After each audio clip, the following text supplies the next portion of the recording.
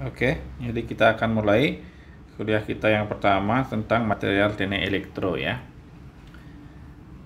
Jadi skop mata kuliah kita eh, ini seperti yang kamu bisa lihat di buku yang saya kasih ya, di catatan lecture note-nya.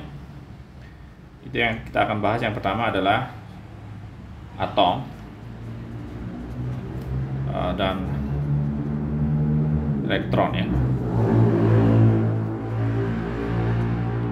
Oke, terus yang kedua kita akan bahas namanya struktur kristal.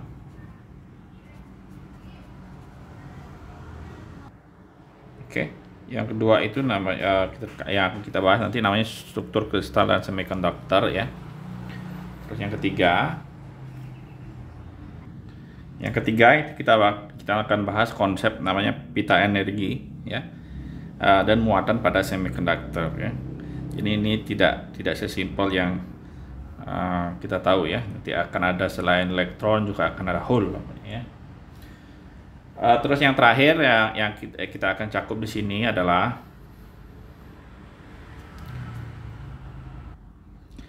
dinamika muatan ya. Jadi pergerakan mereka, apa yang terjadi di dalam material ya. Sehingga itu akan nanti mengarah kepada yang namanya nanti material tipe N dan tipe P ya. Itu adalah dasar-dasar dari pembuatan transistor ya.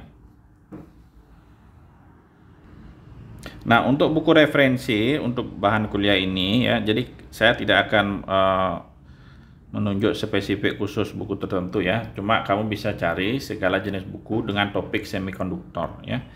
Biasanya ada yang dasar-dasar semikonduktor yang seperti itu, atau dasar-dasar material teknik elektro juga boleh ya kalau ada. Kalau mungkin yang bahasa Inggris mungkin semiconductor fundamental yang seperti itu ya. Jadi ada banyak buku, isinya sama ya. Jadi sekitar di situ saja. Jadi saya tidak akan pilih salah satu buku, tapi kamu bisa cari yang mana saja bisa ya. Oke, jadi kita mulai aja langsung ya. Jadi kita mulai dari hal-hal yang kita kenal ya. Jadi fase material namanya ya. Jadi fase material itu kalian tahu semua ya. Jadi ada yang padat ya, padat, cair dan gas ya. Nah, biasanya kalau di elektronik ya ada fase yang keempat ya. Jadi ada fase yang khusus ya. Ini namanya plasma. Oke. Jadi kita biasanya kalau padat itu tentunya kamu tahu ya, jadi atom-atomnya itu hampir tidak bisa bergerak ya, dia tidak bisa berpindah posisi ya. Sedangkan cair dia juga relatif satu sama lain dia tidak bisa berpindah ya. Cuma secara grup dia bisa bergerak ya. Cuma jarak antar atomnya tetap sekitar fix ya atau sama. Sedangkan kalau gas itu jarak antar atomnya sudah jauh-jauh sekali ya. Jadi kalau berdasarkan energi ya, jadi kalau kita kasih energi, jadi energinya ini membesar ya, energinya bertambah ya. Jadi kalau sebuah material ya, dia berubah fase ya. Jadi kalau kita kasih energi, dia semakin kita bisa berubah menjadi daripada cair, gas dan seterusnya ya. Nah, plasma itu adalah keadaan material itu kalau dalam posisi gas, kita beri energi lagi sedemikian rupa sehingga elektron dalam atomnya itu lepas ya. Jadi kalau umpamanya kita bayangkan gas itu muatannya, nanti kita bahas ini apa ya, muatannya positif, di luarnya ada elektron ya, atau seperti itu ya. Jadi kita kasih energi sedemikian rupa, nanti lepas elektronnya keluar ya. Nanti dia akan terjadi ion ya, jadi ion. Gas-gas yang terdiri dari ion-ion ini, ion dan elektron itu yang terpisah ya, itu kita namakan plasma ya.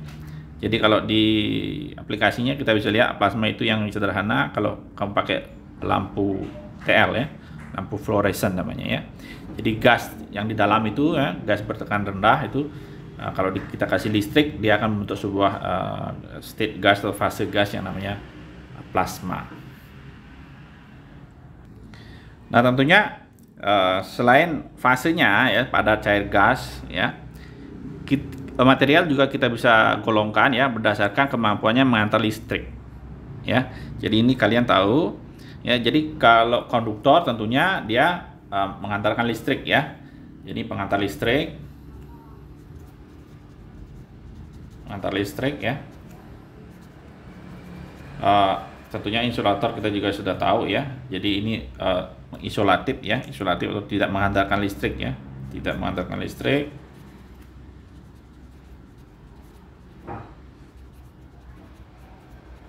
Ya, tidak menghantarkan listrik ya. Nah, bagaimana dengan semikonduktor ya? Jadi kalau semikonduktor itu adalah material yang memiliki sifat bisa konduktor atau bisa insulator. Ya. Jadi ini unik, makanya namanya semiconductor ya. Jadi dalam keadaan tertentu, kalau kita energinya rendah dia akan menjadi insulator. Kalau kita kasih energi umpamanya dia akan menjadi konduktor ya. Nanti kita akan lihat. Nah, untuk material yang paling banyak kita pakai di elektro, tentu hal pertama yang kamu bayangkan adalah konduktor ya, konduktor insulator ya. Tapi sebetulnya yang paling penting adalah semiconductor. Ya, jadi dua ini, konduktor dan insulator itu hanya untuk mengantarkan energi biasanya atau mengantarkan sinyal ya. Tapi brainnya atau otaknya itu kita buat dari semiconductor ya. Jadi ini bisa bersifat dua ya, konduktor dan insulator ya. Jadi material itu kita namakan semiconductor. Oke. Jadi itu nah nanti kita akan lihat kenapa material tertentu itu memiliki sifat konduktor sedangkan material yang lain memiliki sifat insulator dan seterusnya ya, dan semiconductor. Oke, jadi kita akan mulai dari topik yang pertama kita ya. Jadi tadi pengenalan sedikit ya. Jadi kita akan mulai dengan atom dan elektron ya. Tentunya ini kita akan mulai dari unsur yang paling sederhana, komponen yang paling sederhana dari material itu namanya unsur ya. Unsur atau elemen ya. Unsur atau elemen ya. Jadi ini adalah bagian terkecil dari material ya, yang tidak bisa dibagi secara kimia lagi ya. Secara fisika kita bisa bagi dengan reaksi nuklir namanya ya. Cuma secara kimia ini adalah bagian terkecil ya. Nah, tentunya kalau kita bagi lagi di dalamnya ya, jadi sebuah atom atau sebuah unsur itu terdiri dari inti atom ya. Jadi inti atom ini bermuatan positif ya. Atau nukleus namanya ya. Jadi inti atom ini terdiri dari dua proton. Ya, ini muatannya yang positif ya, dan neutron. Ini yang netral, makanya namanya neutron ya. Ini netral, dia tidak memiliki muatan. Oke. Jadi yang menentukan sifat kimianya itu adalah jumlah protonnya ya, muatan positifnya itu. Oke.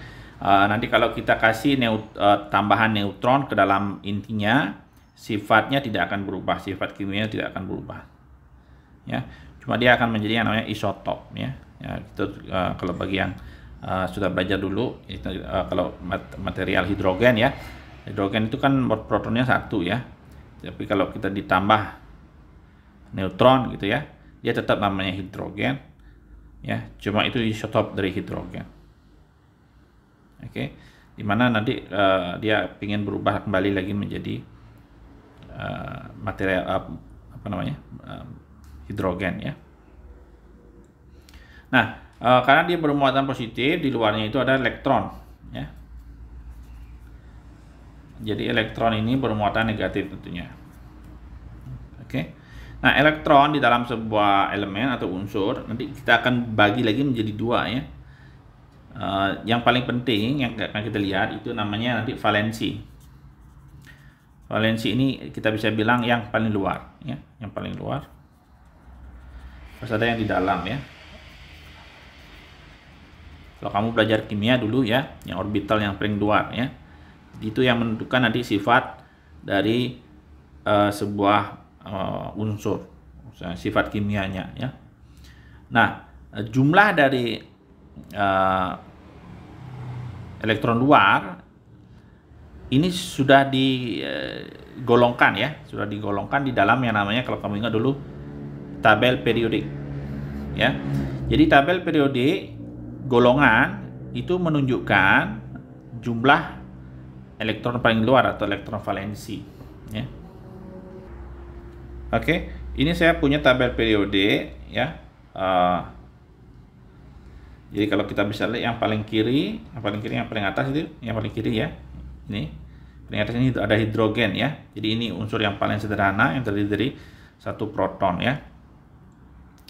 Nah, ini adalah kita masukkan golongan 1A ya. Ini adalah penamaan yang lama ya. Sekarang penamaannya 1 aja, seperti 1, 2, golongan sampai 18 ya.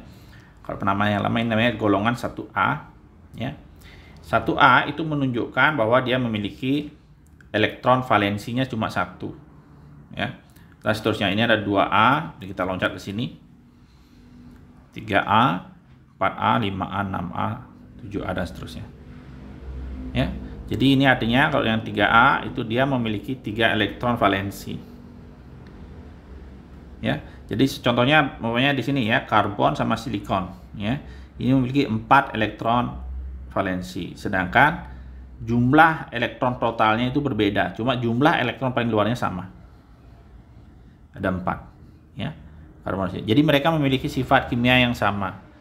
Jadi sifat-sifatnya bagaimana mereka berikatan dengan elemen yang lain itu mirip dengan satu sama lain ya. Jadi namanya karbon kalau dia bisa berikatan dengan 4 atom lain, demikian juga silikon ya. Silikon dia bisa berikatan dengan 4 atom yang lain. Nah, di buku catatan lecture-nya, lecture note-nya,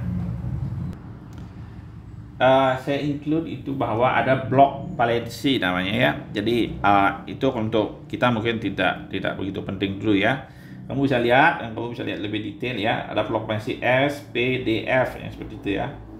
Nah, itu membedakan nanti golongan A dan golongan B ya. Nanti golongan B itu biasanya ada valensi di atas D ya. Di atas D. Ya. Jadi reaksi kimianya agak sedikit kompleks sedikit ya. Cuma yang A ini yang paling sederhana. Oke. Dan hampir sebagian besar material yang kita pakai itu di golongan A. Ya. Jadi kamu bisa lihat di sini ada aluminium ya. Copper ya, di mana ini copper ini adalah tembaga ya. Kita juga banyak pakai, dia adalah golongan 1B ya. Tapi yang lain kayak nanti yang kita banyak pakai adalah silikon, germanium, yaitu untuk pakai semiconductor ya. Itu adalah golongan 4A. Ya. Jadi hanya untuk informasi lebih, jadi kamu bisa lihat di lecture note-nya ya tentang blok B. Oke. Nah, grup 1A hanya penamaan saja ya. Jadi ini namanya nanti yang hidrogen, lithium, Na itu sodium ya. Sodium bahasa Inggrisnya ya. Jadi kalau bahasa Jermannya natrium. Jadi Indonesia juga bukan pakai natrium ya. Dan seterusnya ini namanya metal alkali. Ya. Jadi dia memiliki sifat metal ya. Dalam bentuk padat dia memiliki sifat metal ya. Itu namanya metal alkali. Nah, golongan 7 yang sini ya ada klorida dan seterusnya ini ya. Nah, ini namanya halogen ya. Jadi penamaan ya. Dan golongan yang di sini namanya gas mulia atau Nobel gas ya. Jadi Nobel gas ini memiliki 8 elektron valensi atau elektronnya lengkap ya. Jadi itu maksimum elektron valensinya bisa 8. Jadi kenapa material unsur-unsur yang lain nanti kalau dia mau membentuk ikatan, dia akan selalu membentuk ikatan sedemikian rupa jumlah elektron valensinya sama dengan gas mulia ini. Ya. 8 ya di luarnya ya. Jadi gas mulia ini kecuali helium ya. Helium itu 2 ya. Gas mulia itu artinya dia karena elektron valensinya sudah lengkap, sudah 8, dia agak susah membentuk ikatan kimia.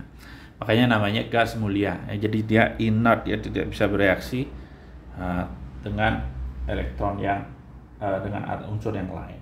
Ya. Jadi seperti itu ya. Jadi unsur kimia atau elemen-elemen ini ya memiliki jumlah proton ya. Intinya adalah jumlah protonnya ya. Jumlah proton yang sama. Oke. Jadi neutronnya bisa beda-beda ya. Itu namanya isotop. Contohnya karbon ya. Karbon kalau kamu lihat di sini ya. Oke, umpamanya saya tulis dalam bentuk ini. Jadi ada 6, ini 12 ya. Jadi 6 ini menunjukkan jumlah proton. Ya, 12 ini menunjukkan total. Jadi ini adalah proton plus neutron ya. Oke. Jadi ada 6 neutron ya dalam hal ini ya untuk karbon ya. Tapi ada juga umpamanya saya tulis C6, umpamanya 13. Oke. Nah, ini juga tetap karbon ya. Karena jumlah protonnya tetap 6. Jadi sifat kimianya sama. Ya, walaupun di dalam intinya itu ada tambahan neutron lagi satu ya. Jadi ini namanya isotop. Jadi isotop karbon. Oke, dan ini relatif tidak stabil terhadap yang 12 ya. Jadi 12 ini yang paling stabil. Oke, jadi segala yang tertulis di sini itu adalah yang paling abundan atau paling banyak ada di alam ya. Ada juga isotopnya sedikit ya. Ya, jadi itulah juga cara kalau kamu pernah baca itu ya, cara pengukuran umur ya, umur dari fosil, umur dari tanaman ribuan tahun yang lalu dan seterusnya ya. Itu pakai namanya carbon dating ya. Jadi nanti dia akan lihat perubahan isotopnya ya, berapa banyak kandungan C12-nya dan C yang lain ya. Itu namanya carbon dating ya. Nah, untuk tentunya kalau dia berdiri sendiri, dia akan membentuk unsur biasa ya. Tetapi kalau dia berikatan dengan atom yang lain, contohnya hidrogen ya. Hidrogen kalau dia sendiri ya itu namanya unsur hidrogen. Tetapi kalau dia berikatan dengan hidrogen yang lain ya, itu akan menjadi molekul hidrogen ya. Jadi kalau molekul hidrogen itu terdiri dari 2 unsur hidrogen ya. Jadi kalau misalnya lihat hidrogen H2 ya. Seperti itu unsurnya. Atau oksigen O2 atau H2O ya. Jadi ini molekul ya. Jadi kenapa dia berikatan seperti ini? Karena dia memilih jadi kenapa ikatannya berbeda-beda ya, karena tergantung sama elektron paling luarnya, elektron valensi. Oke. Nah, sekarang akan kita bahas tipe-tipe ikatan ya yang terjadi di antara material-material atau unsur-unsur dalam periodic table ini ya. Oke. Jadi ikatan pertama itu adalah ikatan ionik. Ya. Jadi ikatan ionik itu terjadi itu kalau ada atom ya, kalau kita tulis inti atom umpamanya ya. Jadi elektron, nanti kita akan representasi sementara pakai ini ya. Ini sebenarnya tidak akurat ya. Nanti kita akan lihat ya. Jadi elektron. Nah, unsur ini, elemen ini mudah melepas elektron. Mudah melepas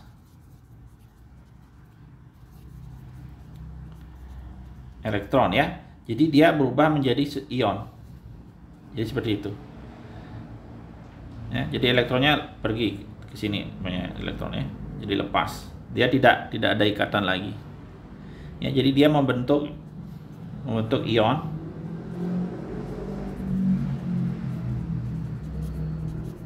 Ion. Ya. Nah, di sisi lain ada unsur yang lain ya yang mudah menerima ya. Jadi ini satu unsur ya. Jadi ada unsur lain yang mudah menerima elektron ya.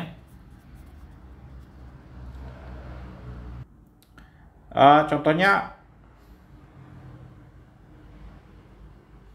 ini ya.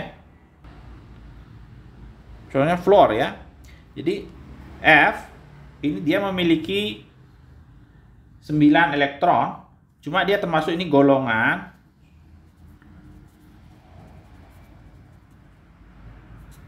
(7A). Ya. Jadi elektron valensinya itu ada 7. Ya. Jadi dia akan mudah menerima elektron karena cuma perlu elektron satu aja untuk melengkapi konfigurasi elektronnya sedemikian rupa sama dengan gas mulia. Ya. Jadi dia akan mudah menerima elektron. Jadi kalau ada elektron di luar ya, pokoknya ini intinya ya, inti F-nya sudah lengkap pokoknya ya. Jadi elektron sudah lengkap. Tapi ada elektron dari luar datang ya, sehingga ditangkap sama fluornya ya. Sehingga nanti dia akan menjadi muatan negatif. Dia terionisasi juga, menjadi ion juga. Tapi bermuatan negatif ya.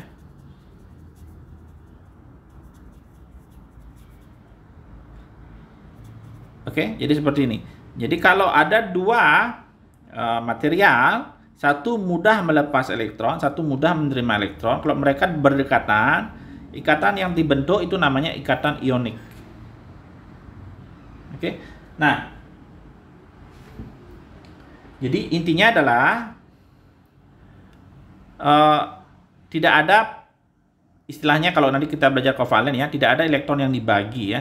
Nah, tapi elektronnya dilepas. Satu melepas dan satu menerima ya. Sehingga dalam material ini nanti ada ion-ion. Oke. Nah, kalau kita lihat dari tabel periode ya, apabila materialnya itu adalah alkali ya, metal alkali yang di sini ya, golongan 1 berikatan dengan yang golongan 7 ini ya, golongan 7 mudah menerima elektron ya. Nah, semua ikatan yang terbentuk dari golongan 1 dan golongan 7 itu namanya ikatan ionik ya. Dan materialnya itu memiliki nama yang khusus, itu namanya garam atau salt ya. Jadi kalau dia dari golongan 1 dan golongan 7 dia akan bentuk garam. Contohnya garam dapur, NaCl. Oke. Ya, ini namanya ikatan ionik. Dan garam-garam lain ya, atau lithium chloride juga ada, lithium kalium chloride juga ada. Ya. Nah, feature yang penting dari ikatan ionik adalah dia itu memiliki ion yang stabil ya. Jadi dia itu bisa lepas dalam. Jadi kalau kita umpamanya kita larutkan dalam sebuah namanya cairan polar ya, cairan polar. Ya, apa itu cairan polar ya? Cairan polar itu adalah cairan yang molekulnya itu tidak simetri. Ya, contohnya apa? H2O. H2O itu atomnya seperti ini. Ini oksigen ya. Sorry, oksigen. Ini hidrogen ya. Di sini hidrogen, di sini hidrogen. Seperti itu. Jadi ini oksigen ya, di dalamnya ini ya. Jadi karena tidak simetri, kamu bisa lihat di sini tidak ada hidrogen ya. Jadi tidak simetri. Ini cenderung nanti akan terjadi pemisahan muatan. Di sini akan bermuatan positif, di sini bermuatan negatif. Oke. Nah, ini namanya molekul polar ya. Kalau dia membentuk cairan namanya cairan polar. Ya. Jadi apa itu molekul non polar? Non polar itu yang simetri, contohnya metana ya, CH4. Jadi bentuknya kalau kita gambar 3 dimensi, dia ada H di sini. Di sini ada kayak bentuk tripod ya. Ini ada H juga, ini ada H. Di belakang sini ya, ke belakang situ ada H juga. Jadi H-nya CH4 ini simetri ya, simetri di 3 dimensi. Sehingga tidak ada pemisahan muatan positif dan negatif. Jadi di mana aja kita berdiri, kita relatif sama melihat dia netral. Sedangkan kalau umpamanya molekulnya polar, kalau kita berada di sini, kita akan melihat muatan negatif ya. Kalau kita berada di atasnya di sini umpamanya, kita akan melihat muatan positif. Seperti itu.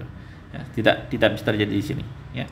Jadi kalau cairan molekul atau material dengan ikatan ionik kita masukkan ke dalam cairan polar, dia akan larut. Ya, jadi kalau ionik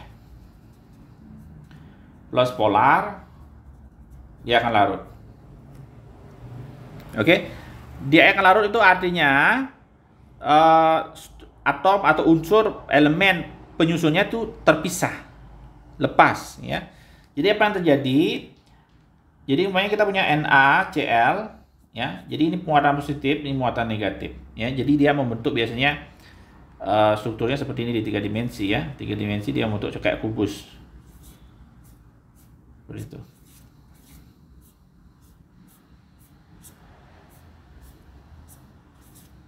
Seperti itu ya. Jadi umpamanya ini Na, ini Cl-nya, di sini Na lagi, di sini Cl ya. Jadi kalau saya gambar ini Na-nya yang gelap ya. Seperti itu ya. Yang Cl-nya yang terang ya. Jadi dia memiliki ikatan ionik dengan tetangganya. Tapi kalau kita masukkan cairan polar, apa yang terjadi adalah nanti salah satu molekul, kita gambar ya H2O. Jadi dia akan dipisahkan, ini positif. Nanti cairan polarnya akan masuk ke di antara mereka ya. Nanti akan cairan polarnya sini muatannya negatif, di sini positif. Ya. Di sini cairan lagi H2O-nya, di sini negatif, positif dan seterusnya. Sini negatif, positif dan seterusnya sampai di sini terakhir negatif positif ya. Nah, di sini nanti akan ada Cl-nya, Cl negatif seperti itu. Jadi dia dipisahkan jauh sekali. Jadi ini namanya larut. Oke. Jadi kalau dia tidak ada cairan polarnya, banyak dia membentuk garam biasa ya. Ini katanya kuat sekali ya. Bahkan untuk memisahkan ini butuh energi yang sangat besar. Ya. Jadi kamu bisa lihat kalau kamu berusaha membakar garam ya. Kalau membakar garam itu didihnya itu tinggi sekali, di atas 1000 derajat. Bahkan kalau kamu pakai penggorengan umpamanya ya, bisa-bisa penggorengannya meleleh duluan ya.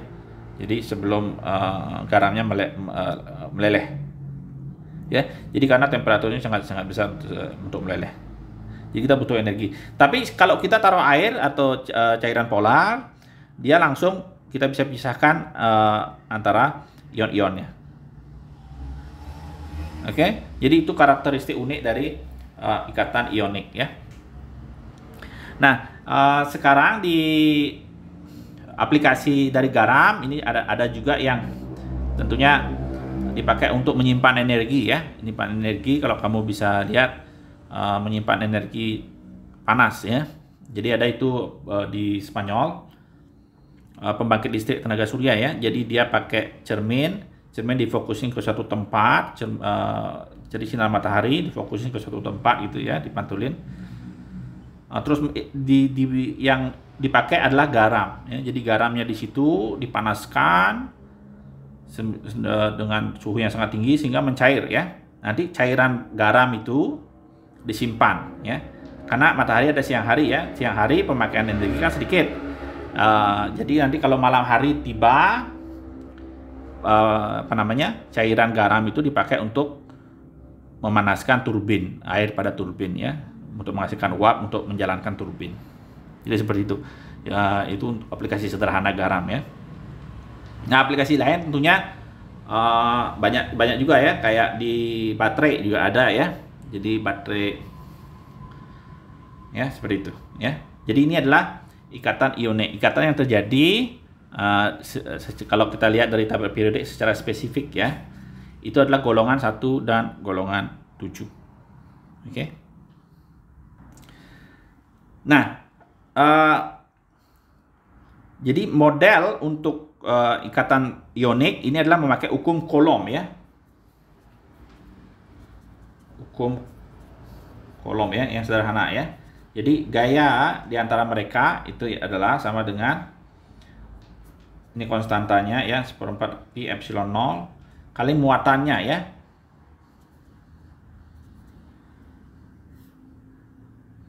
Per R kuadrat ya. Jadi ini adalah gaya ikatan antara pokoknya dua. Jadi ini pokoknya muatannya Q1, ini Q2 ya. Tentunya muatannya harus sama ya. Kalau tidak sama dia materialnya tidak netral ya. Tapi kadang ada yang pokoknya yang positifnya cuma satu atom karena dia bermuatan 2 positif ya. Nanti ada atom yang negatifnya ada 2 ya, yang bermuatan 1 negatif ya. Oke, jadi sederhana itu kalian sudah pelajari dulu ya SMP kalau tidak salah ya. Nah, ikatan yang kedua yang ada di dalam material itu namanya ikatan kovalen. Ya. Jadi semua semikonduktor itu memiliki ikatan kovalen ya. Jadi saya tulis dulu. Oke. Jadi semikonduktor memiliki ikatan kovalen ya. Nah, prinsipnya ada istilahnya adalah ikatan yang terjadi antara dua unsur dengan membagi elektron. Ya, jadi saya tulis dulu. Ya. Jadi membagi elektron ya. Jadi ini agak mirip-mirip sebenarnya dengan ikatan ionik ya. Jadi umpamanya kita contohnya adalah karbon ya atau silikon ya. Silikon kita pakai ya. Contohnya silikon ya. Jadi ini elektron paling luarnya ada 4 ya. Jadi kita bisa gambar seperti itu kayak tadi ya. Yang atas ya. Ini ada yang bawah ada 4 ya. Jadi ini kan seperti itu. Jadi dia membentuk tripod ya. Jadi itu silikon 3 dimensi ya. Nah, apabila ketemu dengan silikon lain tentunya juga sama ya. Jadi ada 4 seperti itu. Ya. Jadi elektron yang ada pada silikon ini akan dibagi dengan silikon ini. Ya. Jadi karena dia memiliki 4, jadi dia bisa membentuk ikatan dengan 4 silikon ya. Jadi kalau saya gambar di 2 dimensi, umpamanya saya gambar 2 dimensi ya, 3 dimensi agak ribet sedikit ya. Kalau 2 dimensi silikon seperti ini, di sini ada silikon, di sini ada silikon, di sini ada silikon ya, di sini ada silikon. Ya, jadi ini akan membagi 1 elektron. Jadi umpamanya itu melambangkan 1 elektron ya. Silikon yang lagi 1 juga akan membentuk 1 elektron, membagi 1 elektron. Jadi ini bukan lambang ikatan ya. Jadi ini lambang elektron ya. Jadi sementara ini saya tulis ini lambang elektron.